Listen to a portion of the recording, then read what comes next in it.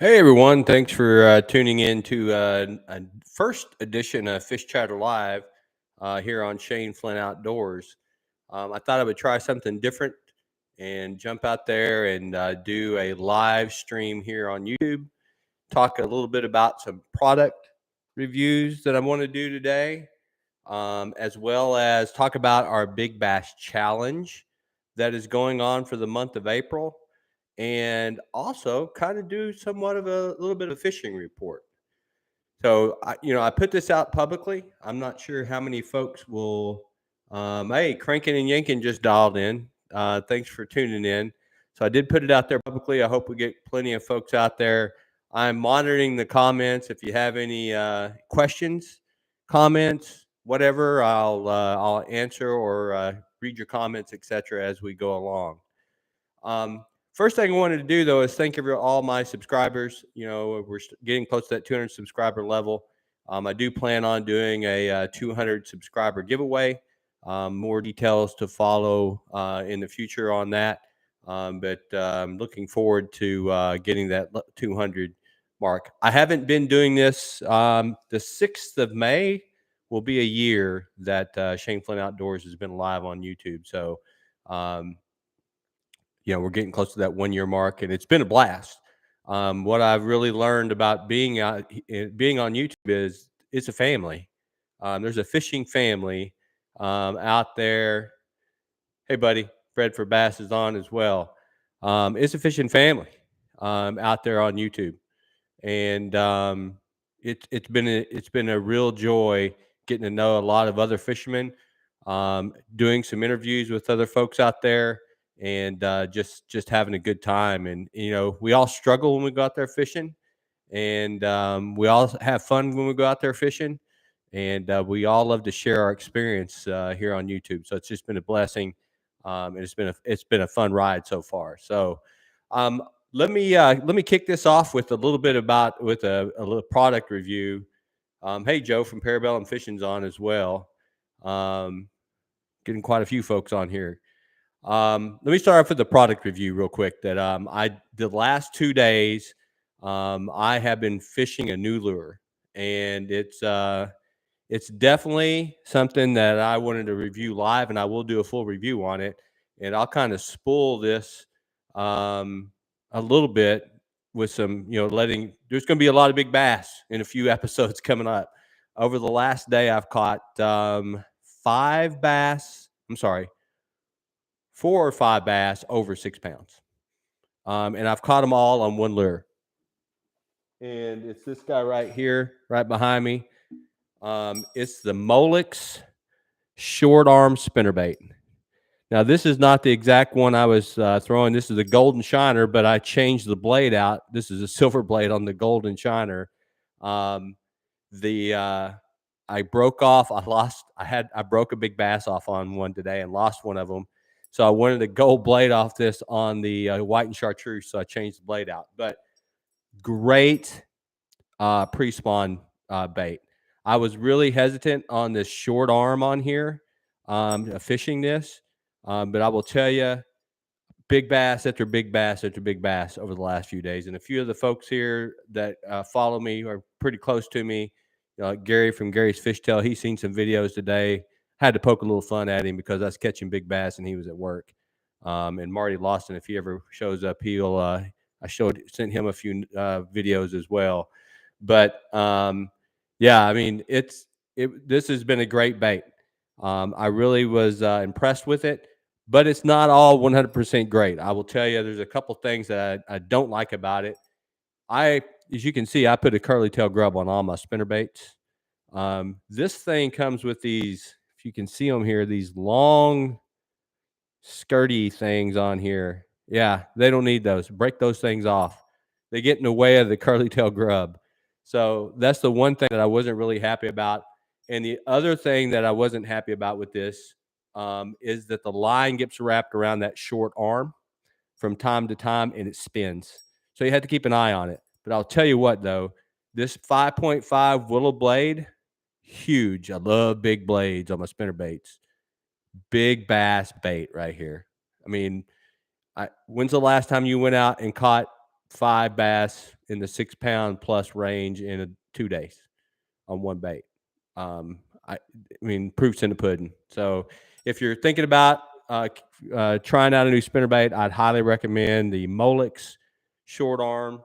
It's it comes in this package right here. I think it is a Mike Iaconelli brand or promoted, but it's called the Short Arm Lover, and it is a phenomenal bait. Really, really killed them the last couple days with this bait. I probably will be out tomorrow afternoon. We had a front move through the night, but here in Virginia, the water temperature when I left the lake today was 61.8. And as you all guys know that are bass fishermen, that's prime time for bass to start moving up in the shallows and start spawning. 2 of the big bass I caught today, one had a little bit of red on the end of her tail. I did catch her in shallow water. She was, I'm not going to tell you the weight because I'm going to put the weights out for a guess the weight, but it was over 6 pounds, close to 7. She had a little bit of red on her tail. The other one was over 6, and I caught it in 5 foot of water. So they're right in that transition here in Virginia to start getting on the beds and starts actually going into the spawn. So it's a really good time to get out there and fish here in Virginia. I'm sure North Carolina, Maryland, New Jersey, Southern New Jersey, Pennsylvania, maybe not Pennsylvania, but all in this area of the United States, the bass are starting to move up. All right. I see quite a few folks on here. Thanks for dialing in or tuning in, if you would. What I will do before I kind of go into some kind of questions and answer type thing, if anyone has anything, is I want to go over where we're at on the Big Bass tournament. We had a total of 31 people register for the Big Bass tournament. And I know that, Joe at Parabellum Fishing, I seen him take a picture of a bass. He didn't send it in, but I know he had his number on there. And a few others have took some pictures of some pretty nice fish that they have. But we've got 3 folks. We've had a total of 6 fishermen actually send in pictures. And I got the top 3 today. I'll just mention all of them. Right now in first place is Matthew Newcomb. If he's watching, he's got a bass he turned in. It was 20 and 7/16 long. I thought it was 20 and a half, but if he says it's 20 and 7/16, I believe him. So second place, John Hendrick, and I think it's his wife. And I'm sorry, ma'am, I don't remember your name, but they came in with a 19-inch bass. That's in second place. And then I don't know. I think the young man's name's Eric from Back to the Bank. If Back to the Bank's off, he's got an 18.25-inch bass, and he's in third place right now. Dale Bryant sent in a 15-inch bass, and Live to Fish has got a 15-inch smallmouth, which is a pretty decent smallmouth at 2.16 pounds. So that's where we're at on the contest. It goes till the 30th of April. So if you're out there and still trying to catch that big bass, man, it's the game on. Send in the pictures. Someone's going to win a brand new rod and reel. Someone's going to win a $100 gift certificate to Tackle Warehouse and a $50 gift certificate to Tackle Warehouse. And I'll be happy to send those out, because if I don't spend it on you guys, I'll put more tackle on my boat. We all have that tackle issue. I'm sure if you're watching this, you've got a little bit of tackle in your tackle box or on your wall, Marty, or anybody else. Joe, Parabellum Fishing, he told me all of his tackles in the bench, underneath the bench there when I did his interview. We all have tons of tackle, but I'll happily send you a gift certificate if you catch a big bass to buy more tackle. So again, that goes out to Marty says, I don't have a tackle problem. Marty, damn it, you have a tackle problem, son. We all do. We all do. All right. Keep on sending those. Joe says from Parabellum Fishing, I can stop anytime I want. Okay. I believe you.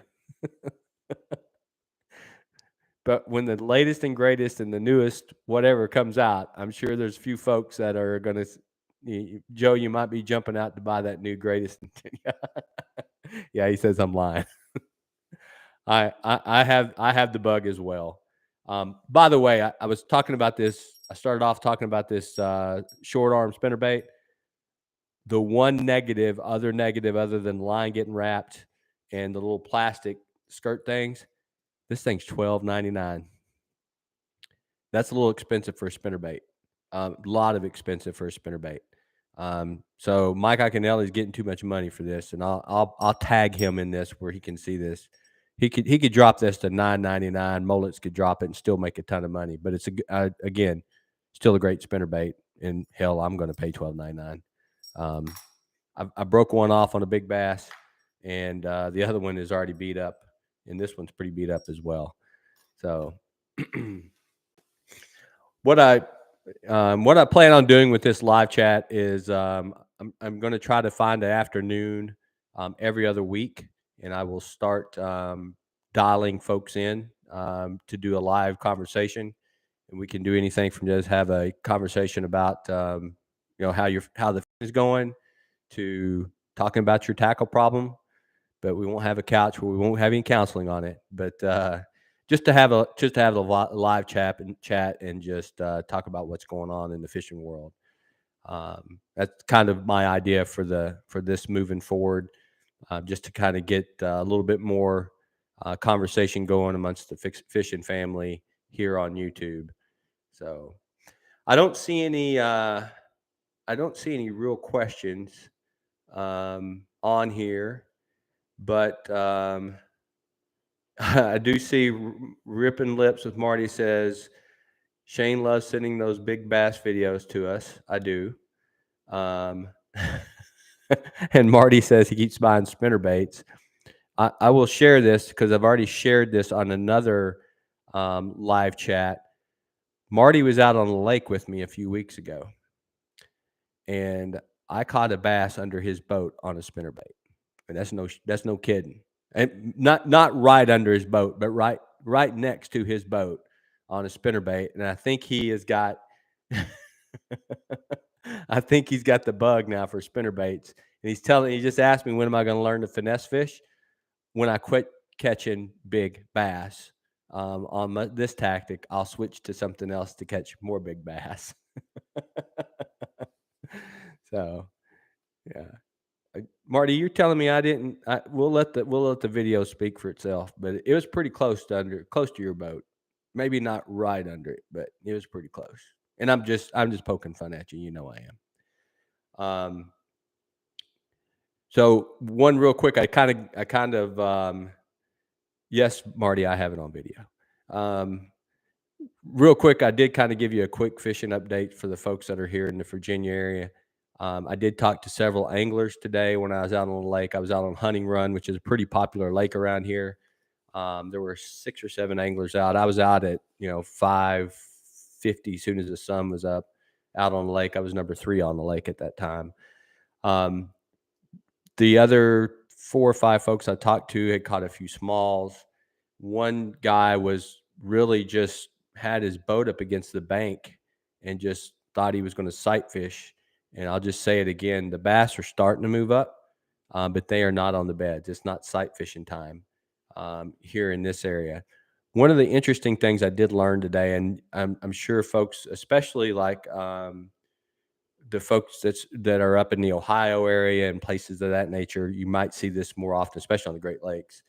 The lake the lake I was on today was about 442 acres, I think it is, if I'm not mistaken, somewhere around there.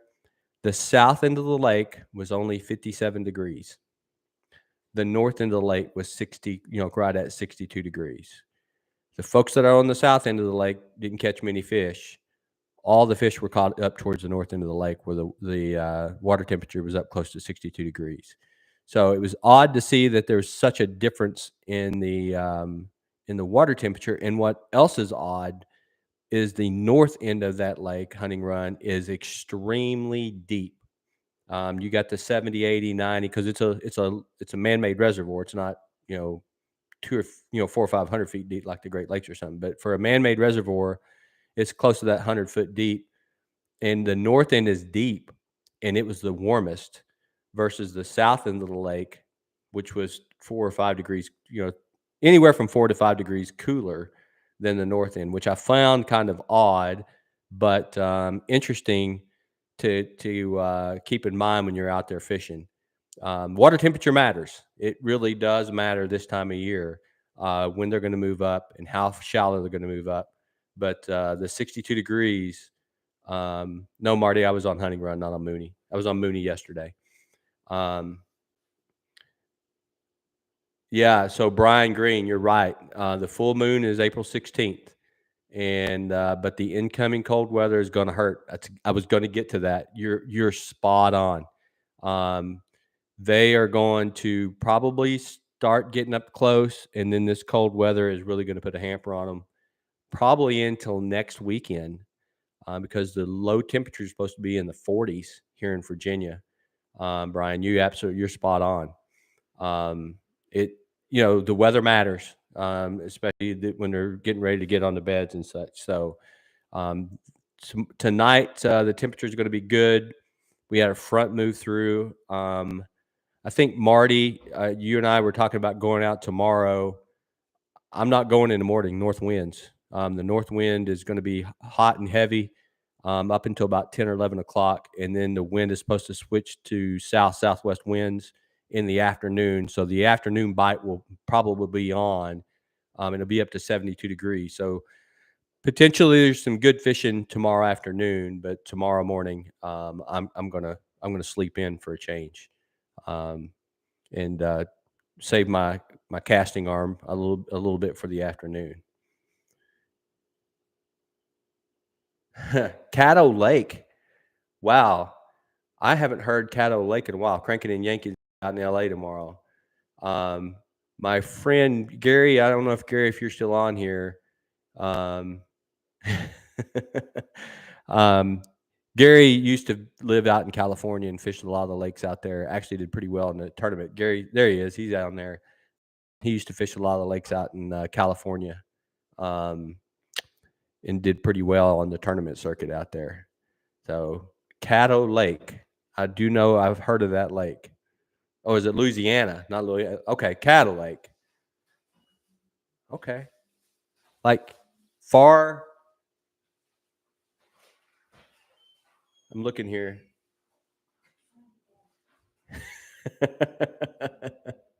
You could not melt me and pour me in California. Okay.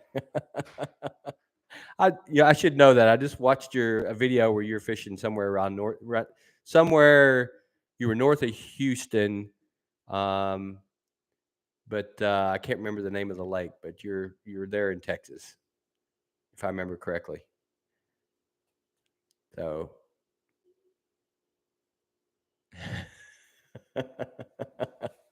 Yeah, James, I wasn't trying to put you in California.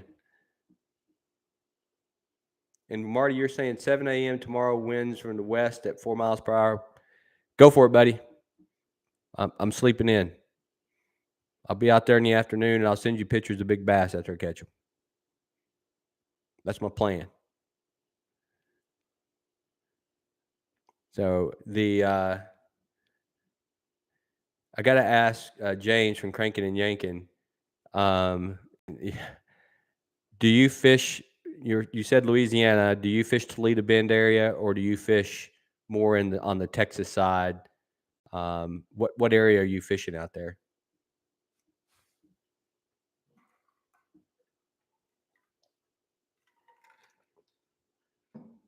I don't know exactly where I heard of Caddo Lake, but I don't know exactly where that's at. By the way, James, I'm originally from Southeast Oklahoma. So Broken Bow, Lake Eufaula, Lake Wister, there in that southeast corner, Northwest Louisiana and Northeast Texas. Okay. Yeah. So I grew up, just a stone's throw away from you in that Southeast Oklahoma corner, fishing Wister, Broken Bow, Lake Eufaula area. That type of areas where I kind of grew up fishing. Okay, Caddo's on the border of Texas and Louisiana. Okay, thanks. Brian says, "Good plan for sleeping in tomorrow, but you'd rather fish than sleep." I'm with you. I typically am that same way. I'd rather fish than sleep. But I've been at it 2 mornings at 5:30, so I'm going to give it a little bit of a break. I just really think the bite is tomorrow afternoon. And Marty's telling me he's planning to send me a big bass picture in the morning to wake you up. All right, Marty, go for it, buddy. That's all I got to say. Oh, by the way, something I should add, kind of back to the Big Bass Challenge. 2 people have said this to me when they sent the photos in, and I've got 2 people from Florida on my chat here. One being Joe from Parabella Fishing and Gary down in Panama City, Florida. Both of the folks I said, "Hey, you're either in first or second place," and they said, "I thought somebody from Florida would have caught a bigger bass by now." There is a true misconception. Don't get me wrong. I know there's big bass in Florida. I was just down there fishing in Florida with Gary from Gary's Fish Tales. There's big bass down there, but there's just as many big bass across all over the United States. You just got to get out there and, as I always say to some of my friends, cast your arm off, and one will get on the hook. And all right, James. James says Louisiana's getting on the board tomorrow. I believe you. Oh, Mooney. Oh, Brian from Bass. Man, Brian caught. I'm just going to. There's not too many people on. Not too many people on here around Mooney. Mooney Lake is about 5 miles from my house. It's a big lake, and I just got introduced to Brian. He caught an 8-pounder this week on Mooney. And I told him to join the Big Bass Challenge, and he did. But I couldn't let him register the one he caught before he joined the challenge.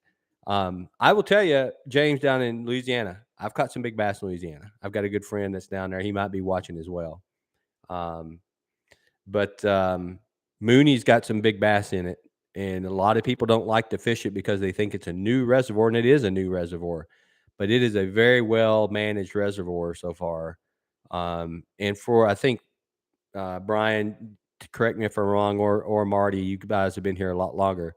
7 years old is how long it is. And yeah, I know. Shh, I hear you. I don't want to tell too many people, Brian. But most of these folks are out, not in Virginia. But for a 7-year-old lake, it's putting out some big bass. And yesterday I pulled in 2 big bass out of there. And just hey, Bayou Buck, thanks for joining us. It's rare bass lake, especially in the central part of the United States, like Virginia, would grow bass that fast, that big. So they're doing something right. Brian, you helped build Mooney, is what Marty is telling me. That's awesome. I know I've seen aerial pictures of when they built it. And they did a good job of building that lake and putting the right habitat and structure in there for sure. So, James, you said you're about an hour and a half from Toledo Bend. I have fished Toledo Bend once in my life, and I did do pretty good on it. But man, it is what it's a popular lake it's popularly known for just a lot of quality bass out of Toledo Bend. And when I think Texas, you always think Lake Fork, Sam Rayburn, but I automatically go Toledo Bend as well because those are just great, lakes down in that South Texas, Louisiana area. It's large and stumpy. That's what I remember. I mean, everybody loves, if you're a bass fisherman, you got to love trees and stumps. But one of the things I learned this last winter when I was down in Florida fishing, Gary, you can have too many damn stumps to throw at.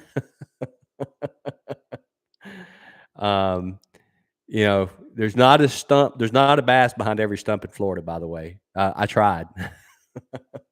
I tried that. Yeah, the dead lake, Gary. That's what I'm talking about. Stumps everywhere. But, I'd rather see stumps than see nothing when I'm out there bass fishing. But I do remember Toledo Bend was full of stumps. I'm sure there's a few props that have been eaten up by that lake, more than one. So, Brian, you're telling me Mooney's secret is rocks, rocks, rocks. I didn't know that.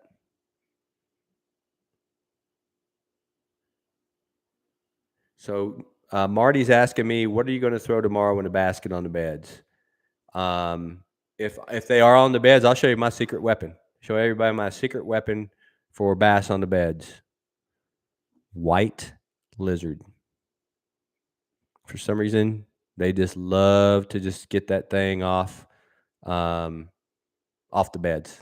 If you throw that in a bed, I've had really good luck. Another thing that I throw on the beds, Marty, I'll throw not this color, but I throw a pink Cinco, call it Piss Off Pink. That'll get them. Typically, I mean, they're there just to guard just you have to piss them off when they get on the beds. So white lizard, I know pumpkin. A lot of people swear by green pumpkin lizard. That they're good as well, but white, they just they want to eat it. They want to attack this white lizard. This is just a regular Zoom, I think 6-inch lizard. That's a good bed bait. Says Crankin' and Yankee says, wind picked up my father-in-law's boat and set us on a stump, knocked a hole in the boat, and then we sat stuck on a stump with a hole in the boat. Luckily, the next wave picked us up and got us off. Holy cow, that'd scare the hell out of me. I've lost. I haven't lost. Let me rephrase that. I have lost a prop from a stump, and Gary from Gary's Fish Tales it was Gary's boat. It was a brand new 1996 Gary, if I remember correct, 95, 96. We're showing our age. We drove from Grand Forks, North Dakota to Bass Pro Shops in Missouri, picked up a brand new bass boat, went to Lake Eufaula. Yep. He's saying it's my cousin's fault. 1 day old.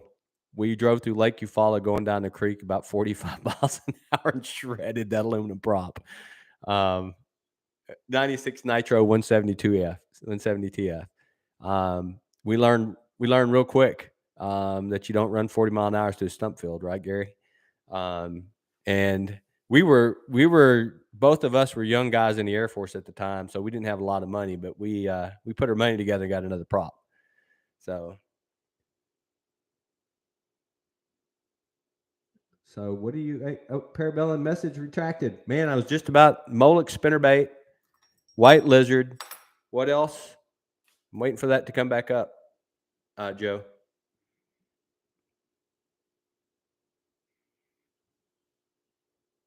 He retracted the message. I hope he's throwing something else in there. But the Molex spinnerbait will be thrown tomorrow. I promise. I'm very happy with it. This is not the color I threw. I just had to modify this one. Gold blade in the clear water up here. White and chartreuse skirt with a white grub. That's what I crushed them on today. I will be throwing that for sure tomorrow. And if I do see them on the beds, yes, I'll be throwing a white lizard. Okay, here goes. Molex spinnerbait and some white lizard. Are you coming?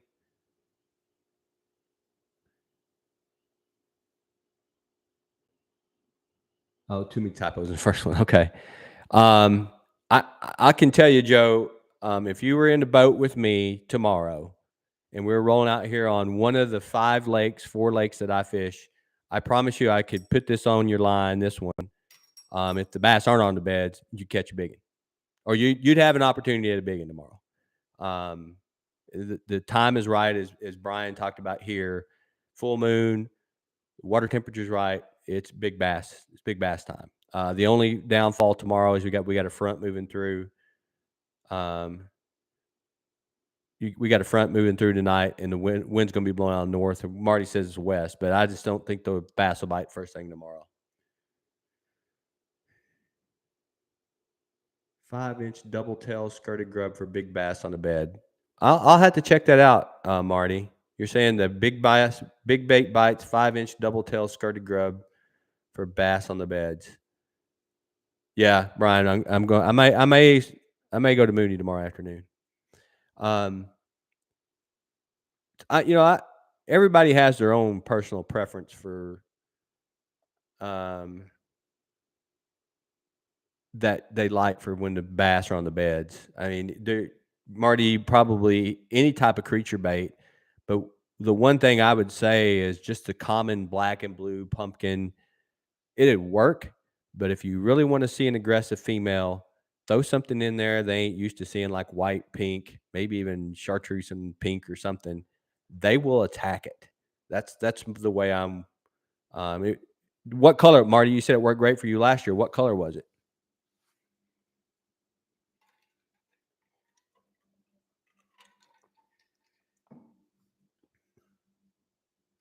Um, yeah, Brian, I agree. That lizard's hard to beat on the beds. And Brian, I'll tell you, since you're on here and you said black and blue. Okay, Marty, I believe you. Um, Brian, I have no idea. I haven't figured out where the bass are spawning on Mooney yet. I got a pretty good idea where I caught a couple big ones yesterday, but and I've caught a couple other big ones. Um, but I just can't really narrow it down. Hunting run, I know where they spawn, and that's why I was out there catching big bass today. Um, and Brian, you're saying black with blue tail? Okay, I believe you guys.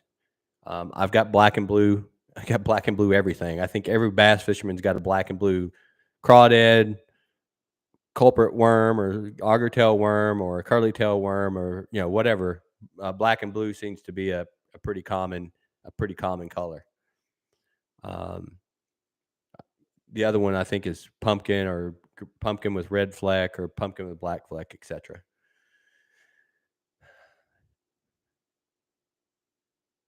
I would, I know James there from Louisiana.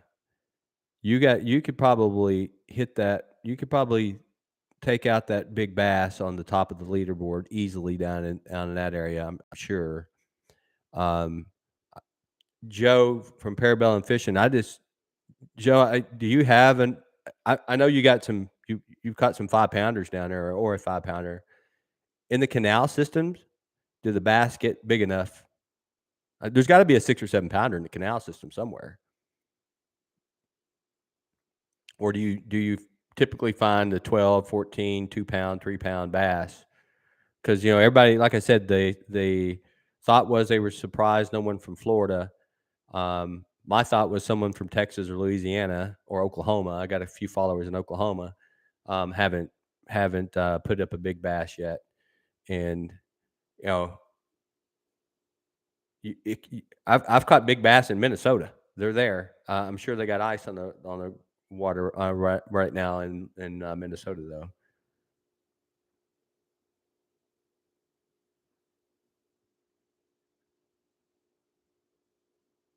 Yeah, Joe saying the canals hold mostly 3 or 4 pounders, but I pull bigger ones, just not lately. Okay, so potential's there that a Florida fisherman.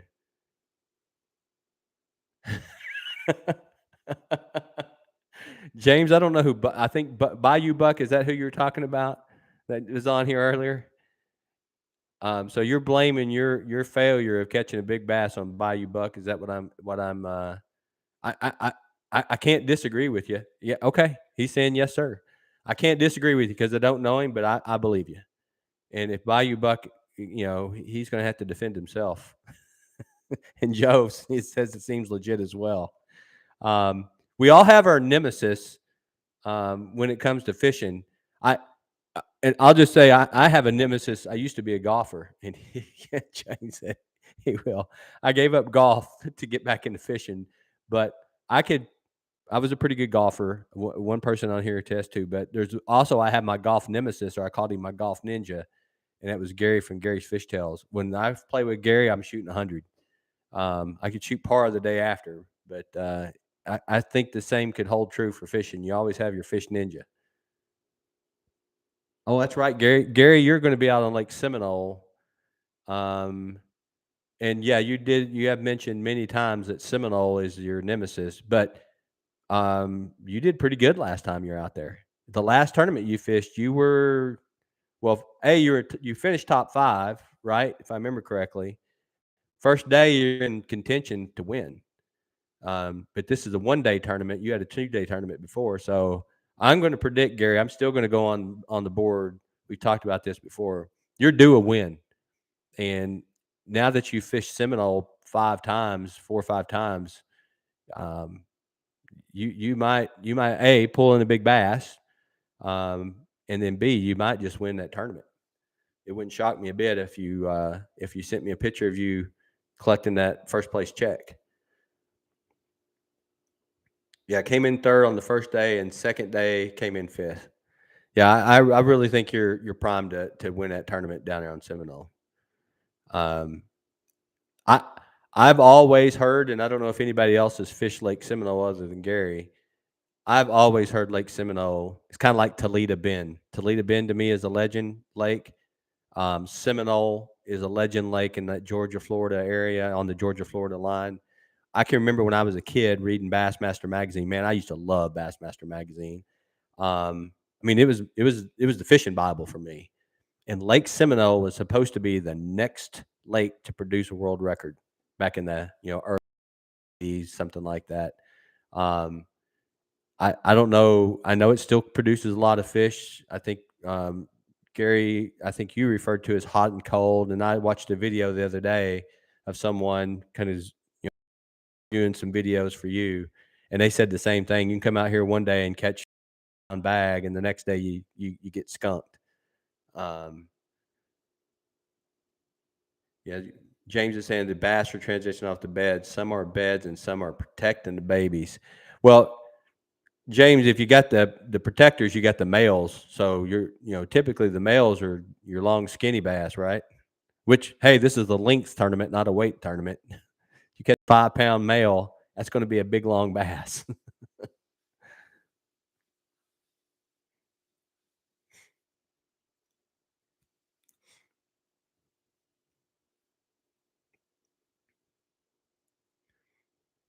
I would think, James. I mean, what's your water temperature down there? The male I catch are the babies. Yeah. What's the water temperature down there on the lakes, James? I know the other day when the last video I watched you fishing, it seemed post spawn that the water was really murky on the lake you're on.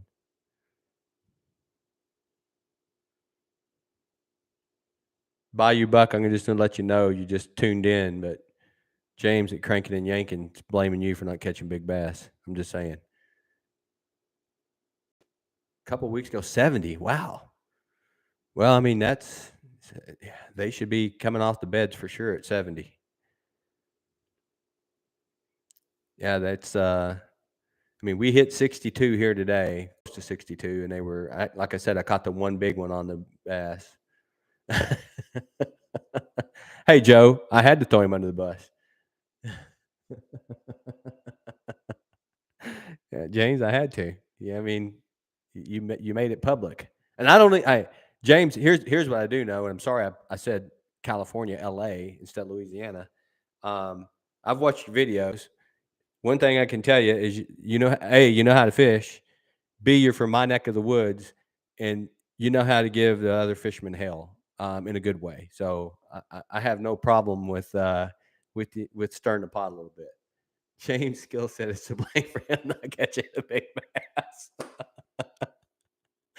Okay, I mean, it's hard to argue that.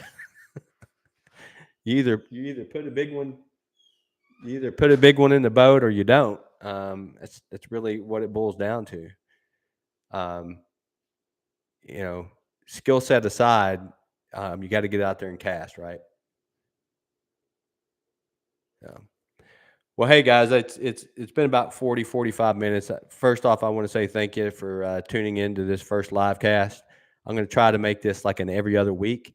I'm going to set it up to have different folks come on here and just do a little chatting one-on-one. We'll bring in, I think the software I have, I can bring up to four people total, including myself, into a chat room and just have a conversation about fishing. And this is fun, James and Bayou Buck. It's just fun to see you joshing each other. For all you guys who are going out this weekend, it is full moon. And no matter where you're at, Louisiana, California, Florida, it should be a good week to fish. A good weekend to fish, depending on the weather, of course. But this is, for us here in this part of the United States, this mid-April full moon cycle is the cat's meow. I've been off. I took off a few hours each morning from work, and just be honest, I had COVID the last week, so I had some COVID time, sick time that I had to take anyway. But my job blessed me with having sick time, so I took it, and felt good enough to get out there and fish a little bit. So, yeah, if you're out there, good luck fishing, Marty. If I see you out there, give me a call tomorrow. I may hit Mooney tomorrow afternoon. Brian, maybe I'll see you out there. Brian, if I'm not mistaken, you're in a blue kayak. My memory serves me correct. I'll wait for you to respond. My boat's hard to miss because I got a big camera sticking up out of it. Electric front and back. So, well, all of our boat, if the folks that are down in like James and Bayou Buck, all of our, not all, but just about every lake up here, green, blue kayak. Okay, Brian, if I see you out there, I'll stop by and see you. All of our reservoirs here in Virginia is electric only. Old Town Autopilot. Okay. So everything's electric only up here. I did, being from Southeast Oklahoma, growing up in a bass boat, etc. It was kind of a tough decision for me, but you can see it on my channel. I fitted out a low roughneck 16-foot deck boat, bass boat, turned it into an all electric reservoir rig. And it's a bass catching machine. 36 volt in the front, in the back, I'm sorry, to run the lake, and then 24 volt on the front. And I've got electronics all around. So it's not, I don't get to scream up and down the lake 40 or 50 miles an hour, but as there's one follower, he's not on here tonight, but he's got a Ranger bass boat that he goes on these lakes on and outrun him all the damn time. No gasoline engine, James. It's these are 400 to 800 acre lakes, and they're all drinking water lakes. It's kind of like it is down in Southeast Georgia. You have a lot of those lakes. Same here. No fishing Mooney, go to Able. Hey, Brian, I'll tell you what. I'll take you. If you've watched my channel a little bit, you probably see I've caught some big bass out of Able. Yeah, I know you got a couple of electric only lakes there in Louisiana, and this, here in Virginia, I think I know Marty fishes one of the electric only tournament series. Able is great. I do catch big bass on that lake, Brian. And honestly, I think I'm the only guy that I know that does. It's hard to fish. There's 2 electric series in Virginia, close to the house anyway. There might be a third that I'm not aware of. One's called the Fredericksburg Weekend Fisherman. It's all electric because we got electric only reservoirs. And then the one that Marty fishes is Marty helped me out on this. It's an electric only tournament series. Outcast Bass Club, Virginia, is an electric only bass club here. I know there's a third somewhere else in Virginia. Your dad caught 11-pounder out of Able 15 years ago. I'm telling you, man, there's a state record in that lake. It's hard to catch them though. Yes, it is. It's real hard. So the electric bass tournaments here are catching on because of the lakes. And especially I think in Georgia is real popular, but I think it's really catching on here in Virginia. I think it's starting to catch on in other places too. I did not join one of the leagues this year because I'm doing this YouTube thing, but I plan on joining in next year and getting back into fishing. I've tournament fished in the past and done pretty well. So, the other one's called Three Lakes Bass Club out of Culpeper, Virginia. So they're out there. They're getting popular. And because you can't run gas engines, there is a big BASS following in Virginia. Most of the tournaments are fished either on Lake Anna here in Virginia, which is not far from our house. It's about 30 miles from here, 35 miles. It's a big lake, and you can run gas on that. But almost everybody runs the Potomac, and the Potomac is it's a beast. It's long. You got to know the Potomac to catch bass on the Potomac. I would love to go tackle it, and I almost jumped in on that, but I'll just take little nuggets and bites out of the Potomac and fish some of the bays and such. Buck is starting a new club, Bayou Bucks and Bluegill Bonanza. Oh my. Hey, I tell you what, if you're catching a bluegill, they're good eating. There's a big tournament on the James River coming up. I didn't know that, Marty. Interesting. You can run a prop on the James River, by the way, real quick. So, all right, everybody. Thanks again for tuning in. I'll do this in about another week and a half, and I'll get it better well advertised. I'm going to ask a few of you folks to join in live with us and just have a conversation. And good luck for everybody going out there fishing tomorrow. And if you catch a big one, throw it into the Big Bass tournament. Somebody's going to win it. And I hope to see some pictures of some big ones in the next few days. Everyone have a great